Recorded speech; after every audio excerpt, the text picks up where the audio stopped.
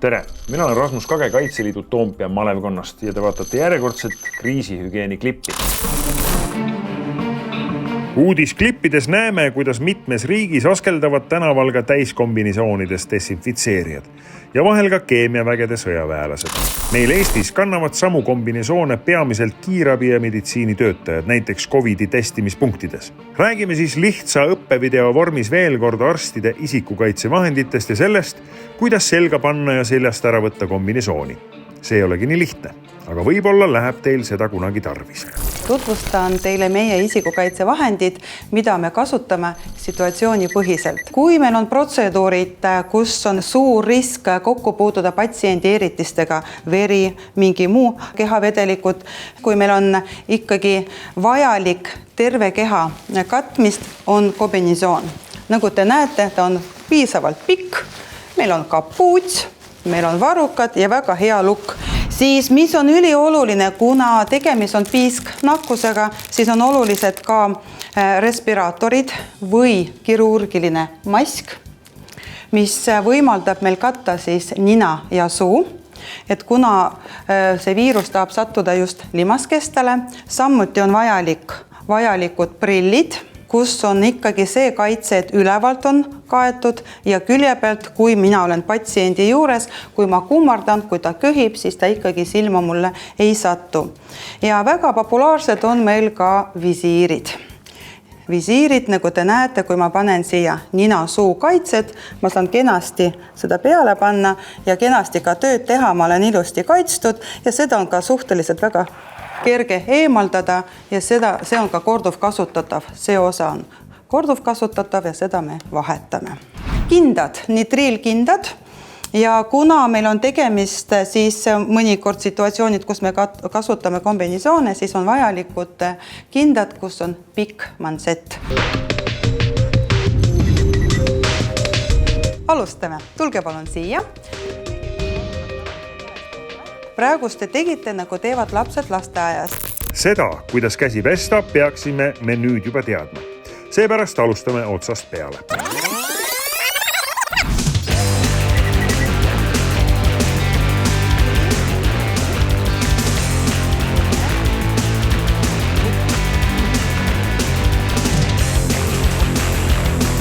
Kõigepealt jalatsite kaitset peale panna. Peab olema kindel, et ta lahti ei tule siis, kui pole seda vaja. Sest see läheb pärast ikkagi katki tegemiseks. Ja? Nii, siis on paelad, et üks ring tuleb ette ja siis taha ja sõlm tuleb tahapoole. Siin on meil kombinisoon. Hoiame piisavalt üles poole, et ikkagi põrandale ei läheks. Ja esimene asi, mis me teeme, me avame lukku. On tähtis, et ma võtaks õiget pidi. Vaadake, mis ma siin teen. Ma tegin seda pooleks. Võtan varuka. Võtan kapuutsi, tulen siia tagasi, teine varukas. Et miks see on vajalik, et kui ma hakkan nüüd jala sisse panema, siis te näete, et kogu see puhas osa on põrandal ja see ei ole üldse vajalik.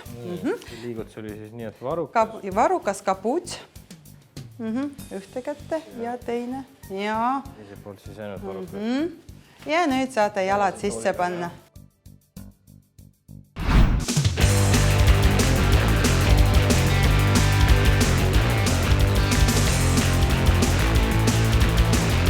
Ja nüüd võtate lukku ja poolenisti panete kinni, mitte päris, stopp, piisab. Ja nüüd natuke avate seda osa siis. Nii, nüüd te võtate respiraatorid ja ma korraks näitan. Nüüd tuleks panna respiraatorid ja prillid ja siis kapuuts pähe. Respiraator, need kummiosad jäävad sisse.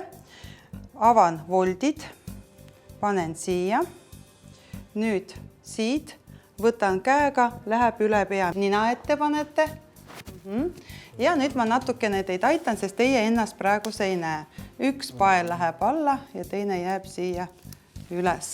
Nii, see sai peale. Nüüd, nagu te näete, hakkavad prillid higistama. Siis sätite ilusti ninaosa, seal on selline pehme traat.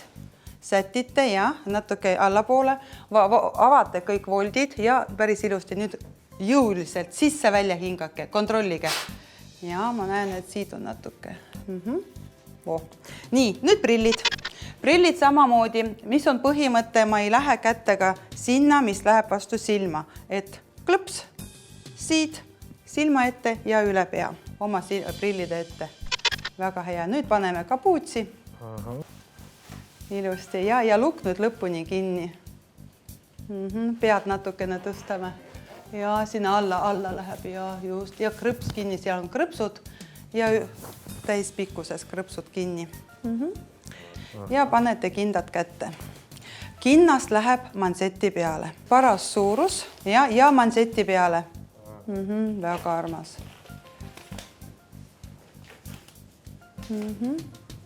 Ja teine samuti. Ja manseti peale. Nüüd siis näidake ennast, et teil on tegelikult terve keha kenasti kaetud ja see on siis vett hülgava omadusega, et teie keha, mis ka juhtuks, jääb ilusti kuivaks. Nüüd, kuna te tegite tööd, siis kõige mustem osa praegus on teie käed. Selleks, et ikkagi riided ära võtta nii, et ma ennast ei ohusta, oleks vaja uusi kindaid. Ja palun vaadake seda trikki. Ei lähe siia sisse, seal on puhas, siin on hästi ja siin on must. Nii, võtan ja katan pöialt. Sest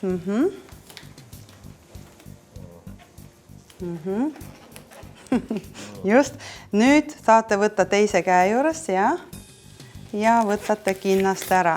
Nüüd proovige saada siia russikasse. Ja, hästi. Nüüd teine käsi läheb siia sisse. Ja tuleb ära. Nüüd me teeme antiseptikat selleks, et puhtaks saada kõik käed kenasti.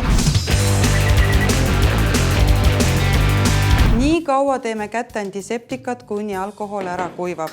Vähemalt 30 sekundit, jah? Kuidas hingata on läbi respiraatori? Harjub ära. Harjub ära. Raske ei ole. Ja teil on nagu korrektselt pandud, kuna prillid praegu ei higista. See on suur asi.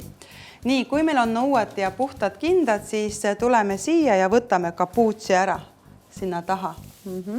Väga hästi. Nüüd üks käsi tuleb siia ette. See käsi ja võtate siin, kus on see krõpsu osa, võt siit. Ja võtate nagu eemale. Ja siis teine käsi võtab seda luku ja proovib päris lõpuni lahti teha. Päris lõppu ja juhtub. Nii, nüüd see hoiame, see käsi jääb siia, teine käsi tuleb siit ja võtate lahti ja natukene nagu koorute välja sinna poole. Nii, et natukene õled vabaks saavad, sest siis me saame edasi toimetada. Nüüd ma võtan kinnastatud käega ja tõmban alla. Tõmmake julgelt ja tõmban alla ja siis nüüd te saate julgelt, aga ärge käsi välja päris tõmmake ja teine ka. Nii, nüüd te võtate selle osaga siit kinni, fikseerite siit samuti. Nüüd jalad tuleb vabastada, jah? Kõige mugavam on teha seda tooli peal, sest siis ei ole seda ohtu, et midagi juhtub, et tasakaaluhäired kaotate või... See on huvitav. Nii, nüüd ärge tõstke üles poole, olete siin ja pöial läheb siia alla. Kuhu alla? Siia kinnaste alla, et kinnast ära võtta koos kombinatsiooniga. Ja võtate ilusti. Samamoodi üle. Ja väga täiesti ära. Ei, kõik täitsa ära. Nii, teine käsi läheb ka siia alla. Täiesti alla ja... Just. Ja jääb sinna põrandale. Nii, väga hästi. Nüüd oleks vaja korrektne antiseptika teha, nagu te juba mäletate. Näete, kui tihti on vaja seda teha. Nüüd siis tulete siit, võtate prilliosa ja läheb neerukaussi. Hästi, siia. Nüüd siis alumine, kumm ja ülemine ühte kätte ja välja. Üle selle. Hästi. Ja see läheb prügikasti. Seda enam keegi kasutada ei või. Võtate paelad lahti ja lihtsalt tõmbate ära. Ja jällegi siis teeme antiseptikat. Kuidas oli? Täitsa siukene väsitav. Aga näete, kui raske on seda ära võtta.